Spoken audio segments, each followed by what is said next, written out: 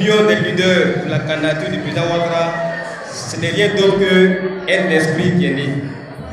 C'est un esprit qui est né et cet esprit va grandir, cet esprit va grossir et cet esprit va s'enfler davantage jusqu'à ce qu'on puisse prendre tout le territoire national. Parce que Dieu, il a permis à la Côte d'Ivoire de pouvoir connaître un homme, un monsieur, quelqu'un vraiment qui a été appelé en premier lieu en Côte d'Ivoire à la rescousse. Au moment où le pays était en genoux, sous Folbani, il a été appelé pour premier ministre et il a permis à l'économie ivoirienne de pouvoir tenir. Voilà.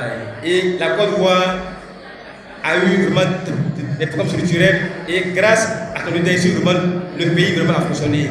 Et depuis 2010, on a eu encore la chance de l'avoir encore comme le patron de l'exécutif, comme le président de la République du Côte d'Ivoire. Et en tant que président de la République, il a apporté une transformation considérable. En tout cas, à Abidjan ici, tous les quartiers ont changé. Tous les quartiers ont changé. Même les voies qui passent devant, même les leaders de l'opposition politique, tout a changé.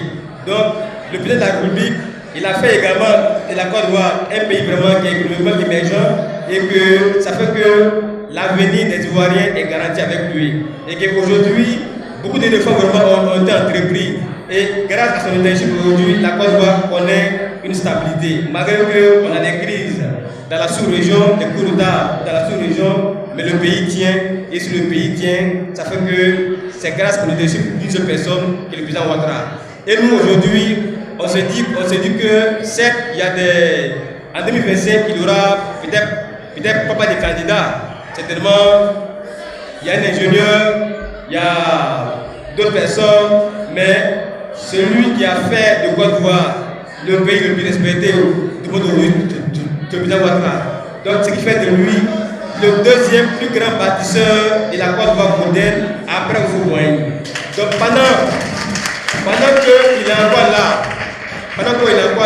et que pendant qu'il est encore en pleine forme, et surtout que la constitution qui a été votée en 2016, tous les Ivoiriens ont consenti au fait qu'en 2016, la Côte d'Ivoire a basculé dans une troisième république.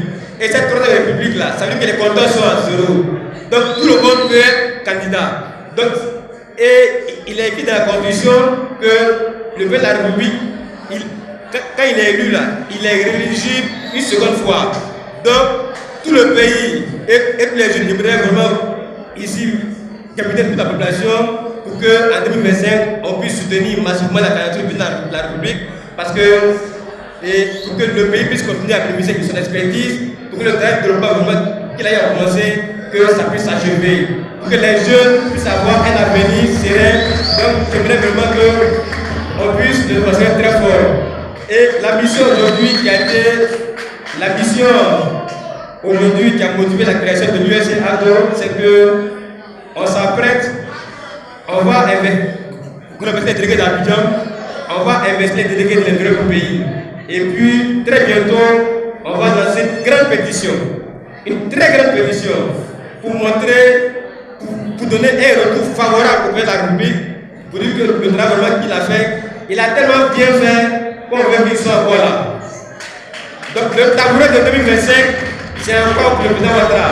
Et cette pétition va nous permettre de pouvoir récolter 4 millions d'électeurs qui vont signer, qui vont souscrire et qui vont demander que le président de la République soit candidat pour 2025. C'est pourquoi la mission qui sera confiée aux délégués va être une mission assez importante. Voilà, parce que le mot important, on va aller vraiment dans le droit du pays et puis à Abidjan, pour pouvoir faire en sorte qu'on puisse recueillir 4 millions de signatures, 4 millions de personnes qui sont inscrites sur la liste électorale et qui vont exiger vraiment que le président de la République soit candidat pour 2025. Et que très bientôt,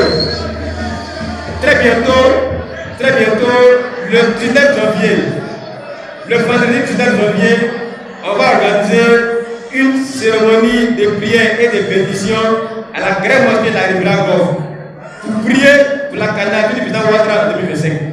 Et le dimanche 21 janvier 2023, on va organiser également une messe à la basilique des Sokoro où l'ensemble de tout le pays va se réunir pour qu'on puisse prier et dire merci à Dieu. Remercier Dieu vraiment de nous envoyer qu'un messager et dire merci à Dieu vraiment que Dieu nous a fait grâce en donnant un bâtisseur et qu'on puisse prier pour lui jusqu'à 2025, qu'il puisse se porter en pleine forme et que l'élection présidentielle 2025 soit assurée.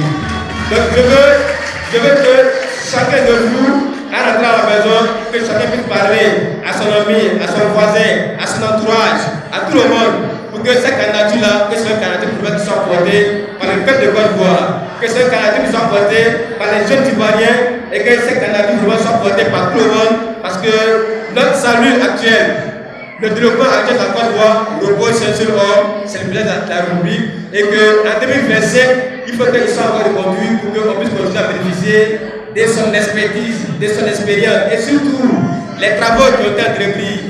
Il y a eu plusieurs universités qui ont été construites, des routes, des ponts ont été construits. Aujourd'hui, il est plus facile de pouvoir voyager librement. Donc, ce qu'il a fait, il continuera de le faire et puis il apportera d'autres innovations au-delà de 2025. Merci pour l'initiative de leur dire qu'il sera présent à leur côté dans toutes les différentes étapes de leur mission et également leur dire merci parce que cette initiative, c'est vraiment une vision. Le président Alassane Ouattara est une chance pour la Côte d'Ivoire. Il est tout à fait logique que le parrain puisse soutenir sa candidature et toutes les actions qui œuvrent ou bien qui font la promotion de sa candidature pour 2025. C'est d'aller faire le corps à corps avec la population ivoirienne, leur présenter les acquis, leur présenter le travail acharné qui a été fait par le président Alassane Ouattara depuis 2011 jusqu'à nos jours.